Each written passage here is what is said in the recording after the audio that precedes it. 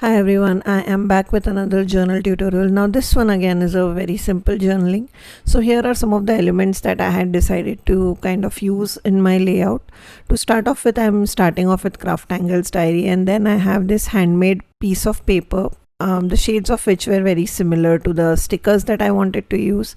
And then I'm kind of crumpling it to kind of create some vintage effect, and then I'm tearing it with hand to kind of create the further vintage effect using some deckled edges. Now once I am happy with how the layout is turning out, I am whatever piece of handmade paper that I had crumpled, I am actually passing it through some distress ink in vintage photo, so that wherever there are creases I'll get that brown color, and that will just emphasize further vintaginess to the page. And then I will stick this paper using some Fevicol. Now, as always with all my videos, whatever products that I talk about or use will be mentioned in the description. So please feel free, to check those out.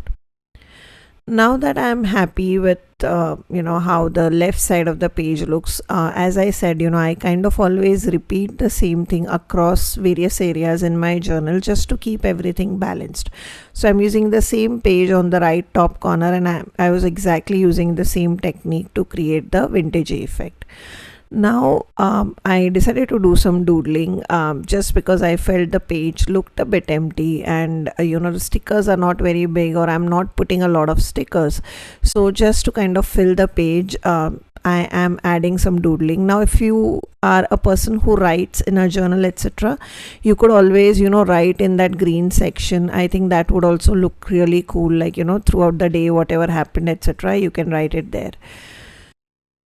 Once I was happy, I stick the CrafTangle stickers in the same location that I had idea of. Now those were 4 by 6 centimeter stickers in the theme Traveler. And then I'm deciding on the sentiment. So here I was looking through various sentiments, and I selected these motivational sentiments. Now these actually, even though are motivational sentiments, they are kind of travel themed related, so they kind of went very well with the stickers that I have used on this page. Now since these are transparent stickers, even though right now you see them with a white backing, once you see that I remove the backing, they'll be clear. So whatever is in the background color, the same will show through.